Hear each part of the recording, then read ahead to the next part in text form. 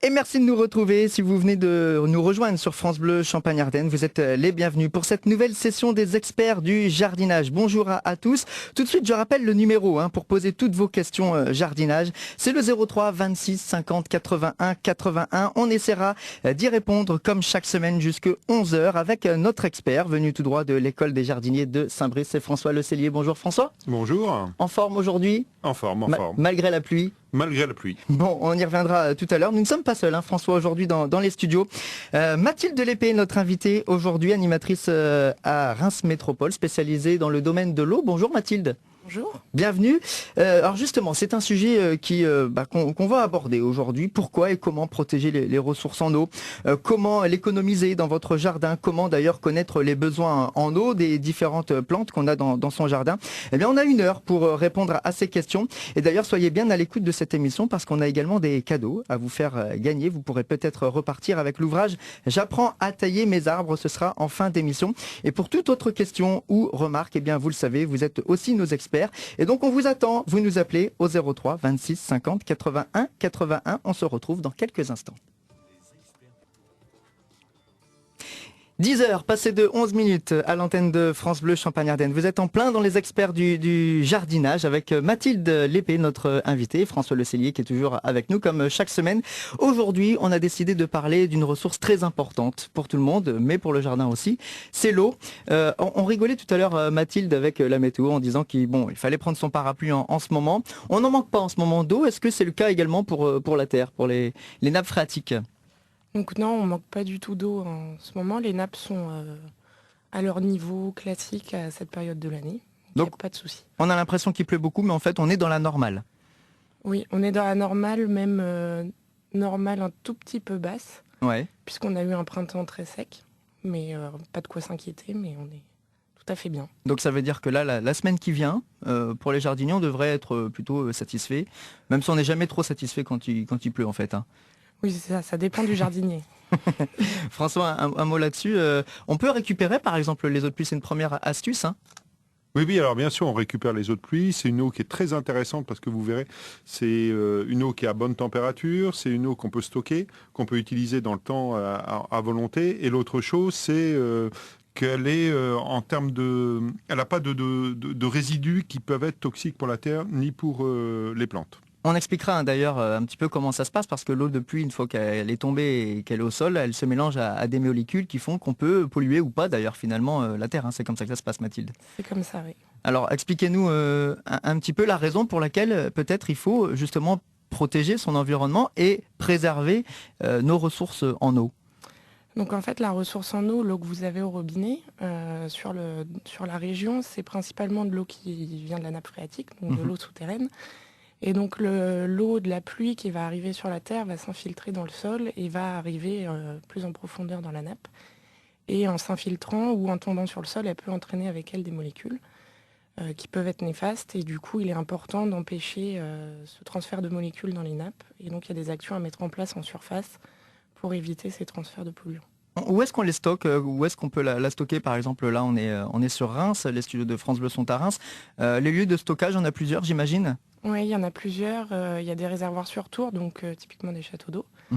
On a un réservoir enterré et un réservoir semi-enterré. Donc il y a 4 grands types de réservoirs sur Reims. Et donc ceux-là, c'est ceux qu'on retrouve dans notre robinet? Oui, c'est l'eau qui a été puisée dans la nappe phréatique sur les champs captants et qui est ensuite amenée par des canalisations dans ces réservoirs et qui est ensuite distribuée au robinet. On peut savoir justement, on peut connaître la qualité de l'eau qu'on boit au robinet, nous quand on est habitant classique? Oui, vous pouvez consulter les bulletins d'analyse sur le site internet de l'eau de Reims Métropole. Ouais. Il y a différents types d'analyses. Il y a les analyses de distribution, donc là qui est vraiment l'eau qui coule de votre robinet. Et on a les analyses production, donc là c'est de l'eau brute, l'eau qui sort au point de captage. Bon, tout ça c'est des questions qu'on va évidemment se poser durant cette heure, on a jusqu'à 11h. Donc vous pouvez nous appeler, n'hésitez pas, on attend vos questions. Vous êtes les bienvenus au 03 26 50 81 81. Et on est toujours là, assez nombreux dans les studios de France Bleu avec Mathilde Delépée et François Le Cellier à mes côtés pour parler aujourd'hui de l'eau. Une question suffisamment importante pour caler sa journée mondiale, c'est le 22 mars. Il y a d'ailleurs des lois qui existent, Mathilde, pour la protection et la préservation des ressources en eau. On peut peut-être en parler ? Oui, je vais en parler rapidement parce que c'est assez compliqué. Il y a autour d'un point de captage, on a des périmètres de protection sur lesquels des activités peuvent être restreintes. Et donc là, effectivement, c'est réglementaire. C'est réglementé par des arrêtés préfectoraux généralement. Et ensuite, on a la protection, ce qu'on appelle volontaire, sur des grandes zones qu'on appelle des aires d'alimentation de captage, sur lesquelles des plans d'action sont mis en œuvre par les collectivités. Et ça touche au jardinage, à l'agriculture, aux industries, etc. Et ça, c'est des choses qui sont donc imposées légalement alors? Alors, pas sur la grande zone, l'aire d'alimentation de captage, c'est pas imposé légalement, en tout cas pas sur les captages qui ne sont pas prioritaires. Je disais, c'est un petit peu compliqué. Ouais. Mais sur les périmètres de protection, donc là, c'est vraiment réglementaire. C'est une déclaration d'utilité publique, en fait. On a parlé récemment de tout ce qui concernait la protection de l'environnement, de la planète. Il y a quelques années les lois Grenelle. Là aussi, les questions de l'eau, elles étaient centrales. Oui, notamment à l'issue de la loi Grenelle, il y a eu à peu près 500 captages en France qui ont été déclarés Grenelle. Donc sur ces captages-là, il a fallu mettre en place des études, notamment des études d'aire d'alimentation de captage, ces fameuses zones, sur lesquelles il était obligé de les mettre en œuvre. Bon, donc on a bien compris, il y a des incidences à tous les niveaux, et donc au niveau des gens comme moi, finalement, les jardiniers amateurs, ceux qu'on appelle traditionnellement les jardiniers du dimanche, justement, quelles incidences, quels devoirs, on pourrait dire, leur sont un peu imposés à ce niveau-là, en tout cas au niveau aquatique? Alors les jardiniers amateurs, il faut le savoir, c'est un chiffre qu'on donne souvent. Tout ce qui est collectivité, jardinage, infrastructure linéaire, ça représente à peu près 10% des achats de produits phytosanitaires, Ouais. mais ce serait à l'origine de 30% des pollutions. Donc il y a C'est pas négligeable. Hein. Non, c'est pas négligeable. Il paraît que le jardinier amateur, plus que les grands cultivateurs, font partie des plus pollueurs, en tout cas en France. Alors je vais pas dire ça, je sais pas exactement, j'ai pas les chiffres, mais le problème du jardinage amateur, c'est le surdosage qui peut être très vite arrivé dans un jardin, puisque si vous avez déjà utilisé des produits, vous avez déjà remarqué que souvent on dit de mettre un dixième de bouchon ou un tiers ou des choses comme ça, c'est pas facile à doser. Effectivement, il y a des dosages, oui. C'est très peu et je pense que les gens ont vite fait de se dire bon, je vais mettre un peu plus, ça marchera mieux. Sauf que c'est pas le cas et ça va partir dans la nappe phréatique. Alors justement, parlons-en de ces nappes phréatiques. C'est Baptiste qui va nous en parler. Il est avec nous en direct sur France Bleu. Bonjour Baptiste. Bonjour. Bienvenue à l'antenne de France Bleu. Vous nous appelez d'où Baptiste? J'appelle de Courcy, dans la Marne. Très bien. Et alors vous avez donc une question à nos invités aujourd'hui. On vous écoute. Oui, effectivement, en fait, j'ai la possibilité de récupérer un peu de fumier de cheval du centre équestre de Courcy. Et je me demandais comment puis-je l'utiliser. Est-ce que c'est dangereux pour les nappes phréatiques et pour le fleuve qui passe à côté?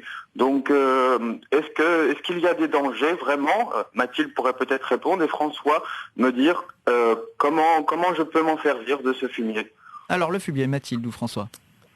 Je commence. Oui. Allez, on est galant sur France Bleu. Alors le fumier, s'il est utilisé dans des bonnes doses, c'est-à-dire pas mettre de surdose par rapport à l'azote que va monopoliser les plantes, il n'y a pas forcément de problème. Et c'est pareil, il ne faut pas le mettre en automne, au moment où les sols sont nus, parce que s'il n'y a pas de culture pour capter l'azote, et les nitrates notamment, les nitrates vont partir directement à la nappe. Alors, moi, pour répondre à votre question, le mieux, c'est de composter, pour deux raisons. Parce que le fumier de cheval, en général, il y a des traitements vétérinaires dedans, parce que le cheval est un animal sensible, fragile, en particulier des vermifuges. Donc, le mieux, c'est de le composter. Et on l'épand, en fonction du compostage, on l'épand sur un sol, soit en automne, soit au printemps. Et surtout pas sur un sol nu. Et puis on peut l'épandre juste un petit peu avant, mettre des engrais verts, parce que les engrais verts en fait vont récupérer l'azote non utilisé et le stocker sous forme de feuillage. Après, s'il y a un coup de froid ou si on tombe, on va réincorporer l'azote, mais pour qu'elle soit disponible au printemps. Donc on va stocker sous forme de feuilles l'azote disponible sur le fumier. Donc le mieux, c'est le composter et le mettre simplement 1 mois et demi avant la culture, au printemps. Et s'il reste un peu d'azote ou s'il reste des restes de fumier en fin de culture en automne, donc on le restocke en fait en mettant des engrais verts qui vont capter l'azote et le tenir sous forme de feuillage. Vous aviez déjà commencé à épandre, Baptiste? Non, justement, non, pas encore. Mais j'ai bien retenu la leçon, donc il faudrait que je fasse un compost avant d'épandre pour pas polluer les sols. C'est une proposition, effectivement. Voilà, et puis au bout de 6 mois, et si le compost chauffe, tous les résidus vétérinaires vont se décomposer et être moins présents. Parce que dans l'eau, on trouve aussi des résidus de médicaments, et donc de médicaments pour les animaux, pour les hommes d'ailleurs. Donc c'est aussi une manière d'éviter de polluer aussi par ces molécules-là la nappe phréatique. Merci beaucoup, Baptiste. Merci à vous, merci. On vous souhaite une bonne journée, un bon week-end. Attention à la météo parce qu'on l'a dit, hein, il pleut en ce moment. Quel temps il fait d'ailleurs du côté de Courcy ? Pour l'instant, le vent se lève, il fait un peu venteux. Bon, très bien. Et c'est nuageux, j'imagine. Voilà. C'est conforme effectivement aux prévisions que nous a données Météo France. On vous souhaite un bon week-end, Baptiste. Vous de même, merci beaucoup. À très bientôt. Et nous sommes toujours en direct dans les studios de France Bleu pour parler dans les experts du jardinage de la question de l'eau. Oui, c'est une question importante et c'est une question qui vous intéresse. La preuve, Maurice est avec nous. Bonjour Maurice. Bonjour. Maurice, vous nous appelez de Reims. Oui, c'est ça. Alors, vous avez une question à poser à nos invités, on vous écoute. Oui, je voudrais savoir si l'engrais organique est grave pour l'eau, si c'est important ou pas. Et dangereux. Alors, on revient peut-être un peu à la même question précédente tout à l'heure de Baptiste. Que le monsieur avec le fumier de cheval, oui, c'est tout ça. À fait. Mathilde. Oui, c'est similaire à tout à l'heure, mais il y a quelque chose dont j'avais pas parlé. C'est que l'engrais organique, notamment d'origine fécale, donc tout ce qui est fumier, lisier, etc., oui, peut être dangereux et peut apporter des problèmes bactériologiques à l'eau potable. D'accord. Il y a même des endroits où il est interdit dans les périmètres de protection dont je parlais tout à l'heure, mais s'il est bien appliqué dans des doses raisonnables, normalement, il n'y a pas de problème. C'est-à-dire que faut pas en mettre de trop, quoi. C'est surtout ça. Parce que moi, je ne voudrais pas pour mes légumes, justement, avoir trop de cochonneries dans mes légumes. Je veux avoir quelque chose de bio. Donc, est-ce que l'engrais organique est valable pour le bio ? Alors oui, là c'est moi qui réponds, c'est François. Donc oui, c'est vraiment beaucoup plus intéressant que les engrais chimiques pour deux raisons. D'abord parce que c'est disponible à long terme pour les plantes. L'autre chose, c'est que ça apporte des aliments complexes. Donc dans les engrais organiques, il y a bien sûr de l'azote, de la potasse, mais il y a aussi du zinc, il y a aussi tout un tas d'éléments, du bore. Voilà. Il y a tout un tas d'éléments qui sont indispensables aux plantes en très petites quantités, mais qui sont présentes. Que si on utilise d'autres engrais, on est obligé de rajouter plein d'autres produits, vraiment. Oui, voilà. C'est pour ça que je voulais savoir si c'était intéressant de continuer avec l'engrais organique, parce que je pense que je vais en racheter, parce que moi j'ai pris un sol l'année dernière qui était très très maigre, et que j'ai pensé qu'avec ça devrait être bon. Alors, mais c'est vraiment très très bon. Alors, mais vraiment, c'est un très bon produit. Même les professionnels en maraîchage, par exemple, qu'on soit en biologique ou pas, on utilise de plus en plus d'engrais organiques parce qu'on a moins de maladies, on a des légumes et des plantes qui sont de meilleure qualité et en meilleure forme. Bon. La seule chose, il faut juste si vous achetez, vous voyez, il y a des quantités, il y a des références, mais il faut appliquer à peu près ce qui est préconisé, et on les applique à peu près un mois et demi avant. C'est pas la peine, comme c'est des choses qui sont... Avant de semer ou de planter. Voilà, c'est ça, tout à fait. Et après, on applique on prépare sa terre, on met son engrais de telle manière. Alors comme c'est des petites billes en général, hein, c'est ça se présente sous forme de petites billes. Ça doit être comme ça, oui. Voilà, il faut le mettre au moment où il pleut. Parce que des fois, c'est un petit peu long à décomposer pour que ce soit disponible pour la plante. J'ai compris ce truc-là. Voilà, donc vous le mettez en ce moment-là, parce qu'il crachine, ça va s'incorporer doucement dans le sol.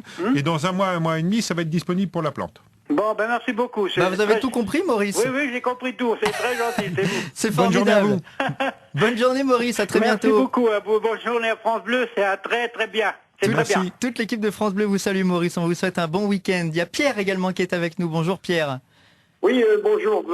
Oui, je m'adresse plus particulièrement à François, monsieur Le Tellier. Oui. Je vous ai eu au téléphone, si je puis dire, entre guillemets, il y a 3 semaines, et je vous demandais pour combattre les rataupes et combattre les taupins. Oui. Vous m'aviez préconisé à l'époque du purin de fougère pour les taupins et du tourteau de ricin pour les rataupes. Oui, mais voilà, tout à fait. Ces produits, parce que j'ai cherché dans les coopératives agricoles et dans les jardineries et tout, et je ne trouve pas ça. Alors, où trouver ça là ? Alors, en général, après, ça m'embête de citer des marques ou des fournisseurs. Faut en citer plusieurs. Voilà, j'ai pas trop de références, mais allez, on va essayer d'en citer. Il y a Pépimat à Noyon. Pardon, répétez, j'entends mal. Pépimat à Noyon. qui fait ce type Noyon, donc c'est dans l'Aisne. Hein. C'est dans l'Oise. Ah, dans Je l'Oise. suis dans l'Aube, je suis dans la région troyenne, Alors, au sud de Troyes. Alors là, ça, il faudrait voir vraiment avec des gens qui font des asperges en particulier, des fournisseurs d'asperges ou de plants d'asperges ou d'engrais organiques pour les asperges. Là, vous aurez des solutions par rapport au tourteau de ricin. Autrement, il y a des catalogues type Magellan pour tout ce qui est autour de la fougère, qui vendent des sacs de fougère séchés qu'on peut après remouiller et tout ça. Oui. Voilà, donc à partir de catalogue... C'est Magellan. Magellan. Alors, oui, mais il y a un site internet ou... Alors, en général, ils ont un site internet et un catalogue. Ah bon, Magellan. Magellan, comme le détroit de Magellan. Oui, d'accord. Voilà. Parce qu'autrement, je reçois le catalogue de Beaumont qui vendent des produits, je reçois Hortiflore qui vendent des produits comme ça, des vieux, mais il n'y a pas ça non plus. Voilà, donc en général, bon voilà, après, si vous tapez sur Internet tourteau de ricin ou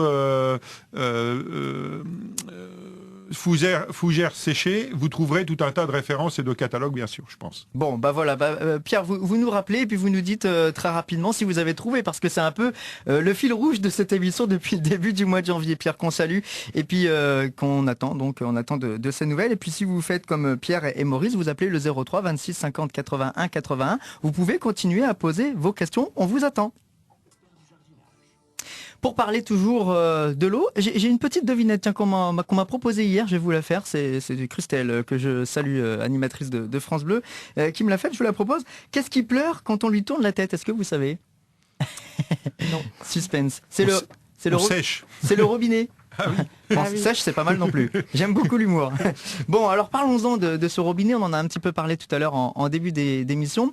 En parlant un petit peu de qualité de l'eau, François, vous disiez, attention, on peut avoir parfois des bémols sur la qualité de l'eau au sortir du robinet. Alors, non, je disais simplement que pour utiliser pour ces plantes, c'est une eau de bonne qualité, de toute manière, mais qui est plutôt utilisée pour être consommée par les hommes et pas par les plantes. Ouais. Et bon, il y a des fois un petit peu de chlore dedans.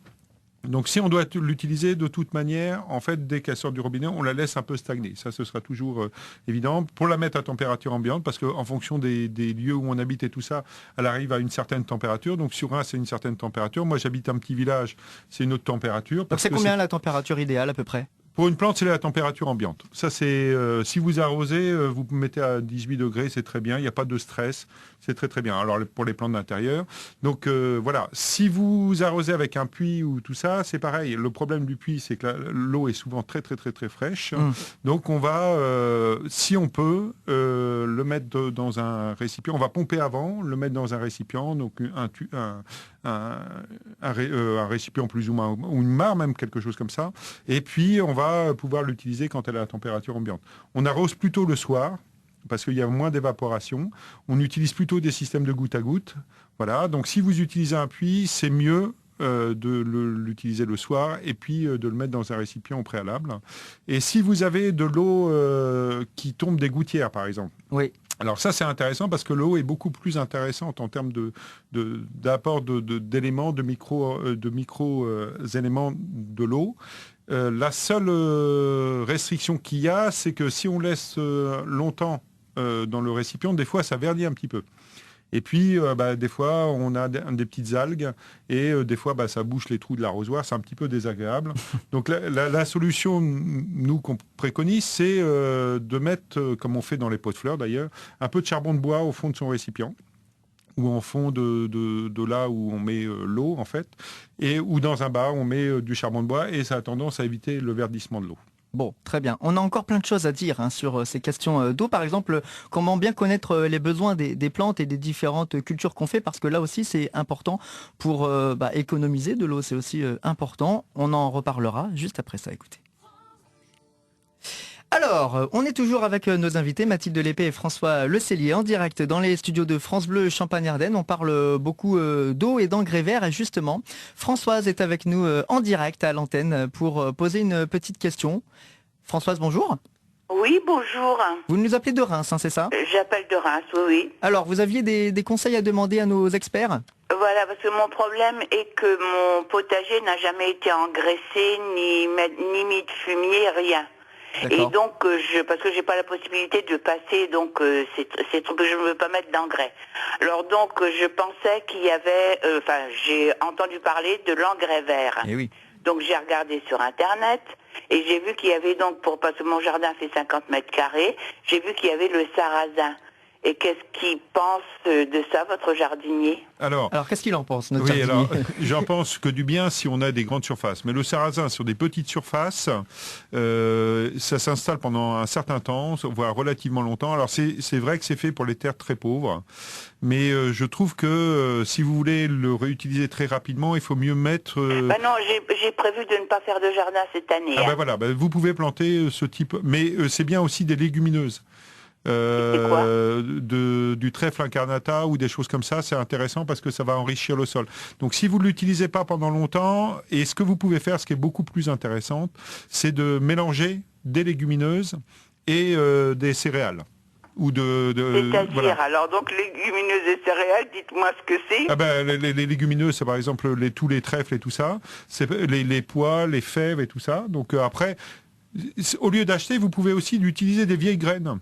Ça veut dire que s'il vous reste un peu de graines de fèves, de petits pois et tout ça... Non, moi c'est vraiment le petit potager de la vieille personne qui fait du jardin pour avoir des tomates et des haricots. Oui, mais tout à fait, mais vous avez peut-être dans vos voisins ou à côté de chez vous des gens... Non, je suis en ville. Oui, mais des gens qui ont des vieilles graines qu'ils n'utilisent plus. Non. Bon, c'est tout. Alors, il n'y a pas. Vous pouvez acheter effectivement des sachets de graines adaptés aux engrais verts avec ce que vous disiez, là, il n'y a pas de souci, mais aussi un petit peu de légumineuses, type pois, fèves, et puis vous pouvez utiliser aussi des radis ou de la moutarde. Ça, c'est intéressant. Vous le laissez... oui, mais justement, la moutarde, moi, j'étais partie sur ça au départ. Et donc, je fais des randonnées dans la campagne. Et on m'a dit que la moutarde, c'était pour donc les grandes surfaces. Moi, je n'ai que 50 mètres carrés. Oui, j'ai bien entendu. Donc, mais ce que je veux dire, c'est qu'il y a des sachets d'engrais verts où il y a plein de graines différentes qui vont vous enrichir très, très bien votre sol. Même sur 50 mètres carrés. Donc vous achetez un sachet où il y a plein de graines différentes. Et donc, vous mettez ça.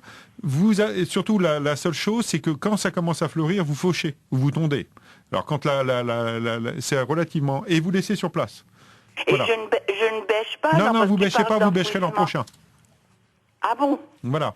Ah bon, d'accord, donc Alors vous donnez un petit coup de croc, là, ça dépend dans quel état est votre jardin, mais vous passez ou s'il est très sale en ce moment, vous nettoyez un petit peu le dessus, vous retirez les mauvaises herbes et tout ça, vous donnez un petit coup de croc et tout ça, juste en surface, et vous mettez vos graines, et tout va pousser à peu près en même temps, en décalé, et une fois par an ou 2 fois par an, ça dépend, vous fauchez et vous laissez sur place. D'accord. Ou si vous avez une petite tondeuse électrique, vous faites comme ça. Oui, j'ai une tondeuse, oui. Voilà. Ouais. Voilà Françoise, tous les conseils de notre jardinier préféré. Merci. On vous souhaite une bonne journée. Et bonne saison. Et alors, c'est sûr, au revoir. Au revoir Françoise. Une Françoise en chasse une autre, puisqu'on a une seconde Françoise qui nous appelle de Ville-en-Tardenois cette fois. Bonjour Françoise. Bonjour messieurs. Alors, quel est votre problème à vous, dites-nous? Mon problème, je cohabite avec des rongeurs depuis plusieurs années qui me ravagent mes massifs de fleurs annuelles. Donc cette année, j'ai envie de mettre des vivaces qui seraient un peu, disons, répulsives afin qu'elles ne me grignotent pas les racines comme elles font d'habitude. Qu'est-ce que je pourrais mettre comme vivace? Alors, je n'ai pas connaissance personnellement de vivaces qui soient répulsifs contre les rongeurs. Nous voilà bien. Voilà. Au lieu de vous dire des bêtises, mais non, moi à ma connaissance, alors ce que je peux faire, c'est éventuellement me renseigner plus particulièrement, parce que c'est une question qu'on a un peu, et puis je ne connais pas, et éventuellement la semaine prochaine vous transmettre la réponse. Et puis c'est une grande émission solidaire, voilà. Les experts du jardinage, donc tous les auditeurs ou auditrices qui nous appellent et qui ont peut-être une solution pour Françoise, vous pouvez nous appeler au 03 26 50 81 81, vous êtes les bienvenus. Voilà, mais je vais quand même vous donner quelques indications. Donc je ne connais pas de répulsif, mais par contre il y a un certain nombre de vivaces qui n'ont pas ou qui sont pas appétantes pour les rongeurs. En particulier, je pense au géranium vivace. Oui, j'en ai plusieurs, voilà. Mais j'ai un très grand jardin et c'est vrai que mais je ne peux pas mettre des géraniums vivaces partout. Voilà, tout à fait. Alors, il y en a déjà pas mal. Voilà, donc j'avais pensé à ça parce que c'est un répulsif. Il y a quelques plantes aromatiques qui sont maintenant en plantes ornementales, qui peuvent servir aussi, je pense à l'hysope, par exemple. Je ne sais pas si vous utilisez cette plante-là en ornementale. Comment vous dites ? L'hysope.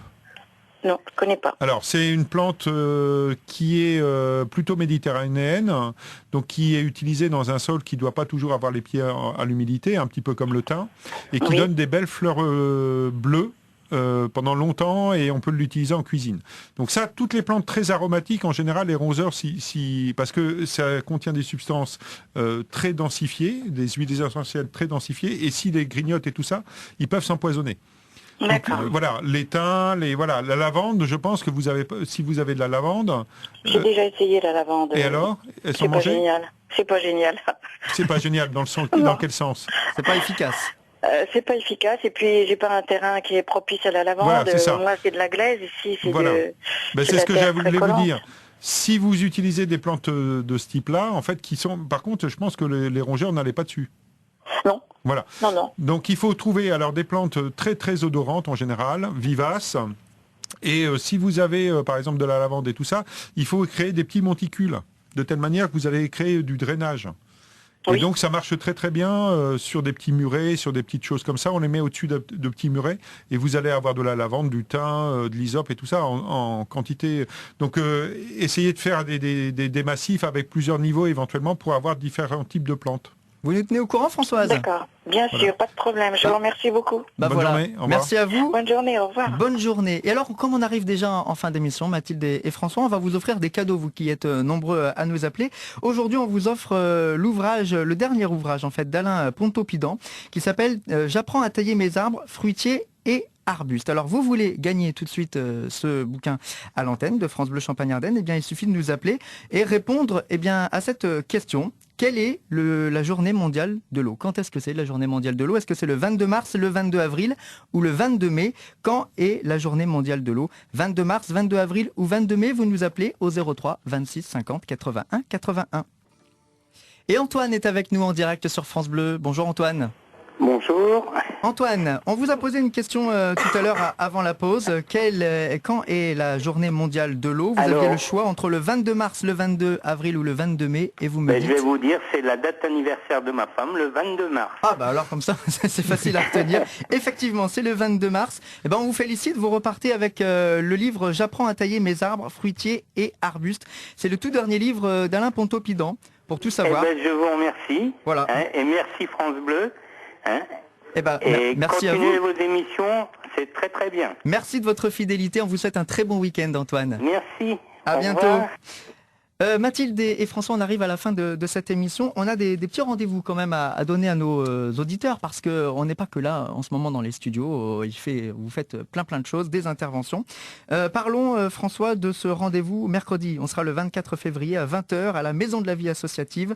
On parlera de permaculture. Oui, c'est ça. Il y a une intervention sur la permaculture, un art de vivre au quotidien. L'idée, c'est de parler de cette technique-là en abordant le jardin, mais en étendant sur la vie du quotidien et sur l'idée qu'on peut ensemble partager, échanger, respecter la nature et se respecter soi-même. Absolument. On avait fait d'ailleurs une émission en tout début d'année là sur la permaculture. Je pense qu'on aura l'occasion d'en refaire parce qu'il y a encore plein de choses à dire. Donc ça, c'est le 24 février à la Maison de la Vie Associative. Donc c'est rue du Barbâtre. Rue du Barbâtre à 20h. Absolument. À Saint-Brice-Courcelles maintenant, mercredi suivant, le 2 mars. Autre rendez-vous au centre social. Comment faire ses plants ? L'occasion donc de venir troquer graines et plantes. Oui, voilà, c'est ça. L'idée, c'est de partager des techniques un peu de maraîcher pour faire ses plants et aussi de pouvoir échanger ses graines parce qu'on a souvent soit expérimenté une variété de tomates, soit on a des graines en trop, donc on aimerait bien en récupérer pour varier son jardin et puis donner notre surplus. Bon, et puis alors le dernier rendez-vous qu'on va vous proposer aujourd'hui, mais on aura l'occasion d'en reparler, ce sera le vendredi 11 mars à partir de 18h30 dans la salle municipale de Villers-Hauneux, avec une thématique désherber, futé. Oui, ça c'est pas mal, ça peut aider pas mal d'auditeurs et d'auditrices qui nous écoutent. Voilà, donc l'idée c'est de pouvoir désherber sans utiliser de produits chimiques. Donc il y a un certain nombre de techniques que les jardiniers maîtrisent, hein, bien sûr la binette et tout ça, mais il y a aussi d'autres techniques qui sont plus issues de l'agriculture ou du maraîchage, mais qui sont intéressantes et qu'on peut appliquer au jardin et qui sont très enrichissantes. L'autre chose, c'est qu'entre jardiniers amateurs, on a aussi des expériences, on a des retours d'expérience. Donc l'idée, c'est aussi de dire, moi j'ai expérimenté la houe maraîchère, par exemple. Je peux vous dire que pour un petit jardin ou pour un petit espace ou pour les fleurs et tout ça, c'est très intéressant. Donc l'idée, c'est à la fois présenter des techniques et partager avec les jardiniers amateurs. Donc c'est à 18h30. Absolument, à Villers-Hauneux, donc à la salle municipale. Ça se passe avec l'école des jardiniers de Saint-Brice, mais vous ne travaillez pas tout seul, hein. Vous avez plusieurs, on va dire, partenaires. Voilà, on a des partenaires, en particulier l'agence de l'eau qui accompagne, puisque le but c'est de préserver notre ressource en eau, notre bien commun, et donc l'agence de l'eau est partenaire de ces opérations-là, ce qui nous permet de pouvoir proposer gratuitement toutes ces activités-là. Bon, on vous remercie François et Mathilde d'avoir fait cette émission en ma compagnie aujourd'hui. On se retrouve très vite pour des nouvelles sessions, j'allais dire des experts du jardinage. À très bientôt. On essaiera de travailler sur les jardins partagés. Si vous avez des questions la semaine prochaine, je pense qu'il y aura des gens sur les jardins partagés. À très bientôt.